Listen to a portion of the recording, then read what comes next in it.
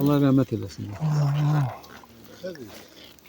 Əziz dostlar, bu günləri Bayram qardaşımızın Allah rəhmət eləsin. anım günüdür. Bunun bu münasibətlə qazi qardaşlarımız, rayon sakinləri ilə bir yerdə tədbirə qatıldıq. Allah şəhid şəhidlərimizin o dünyalarını versin. Bir dəqiqə Bayram qardaşımızın Allah dünyasını versin. Səs çəsin, bununla meşədir. Bana yerde seyrettim, kuvvetletmesin. Allahümme salli ala Muhammed. Euzubillahimineşşeytanirracim. Bismillahirrahmanirrahim. Elhamdülillahi Rabbil alemin. Rahmanirrahim. Maliki yevmiddin. İyyake na'budu ve iyyake nestaîn. İhdinas sıratal müstakîm. Sıratal lezîne en'amte aleyhim gayril mağdûbi aleyhim. Bismillahirrahmanirrahim. Kul Allahu ehad. Allahu samed. Lem yelid ve lem yulad ve lem yekun lehu kufuven ahad. Allahümme salli ala Muhammedin ve ala Allah rahmet eylesin. Kimsə bir sözü varsa bir sözünü desin. Demek bayram benim hem hukumumdu hem de öyle büyük. Burada biz bununla boğum çıkacağız. Bayram sen böyle çok layıklı adamdı. Çok kovumcanlıydı. Ne bileyim. Görünür Allah Teala bunu böyle o şehit olmaya da ona bahşeder.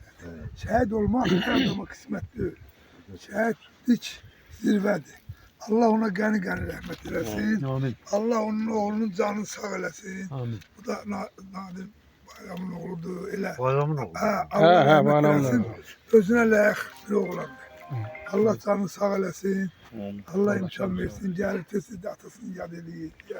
Allah kömür. Allah kömür. Bir iş gəlmədi özün demədi.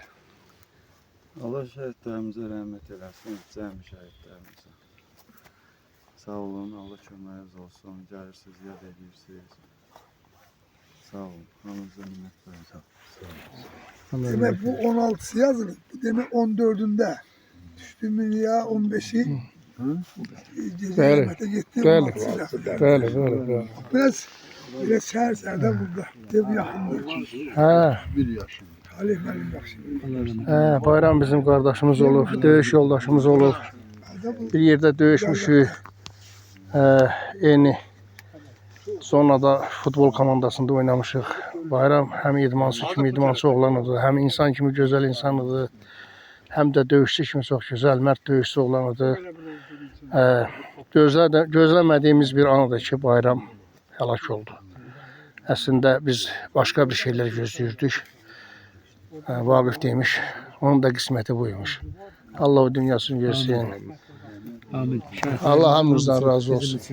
Allah hamımızdan razı olsun. Şəhidlərin hamısı bizim üçün. Çox sağ olun ki, gəldiniz, yad elədiniz Bayram qardaşımızı da.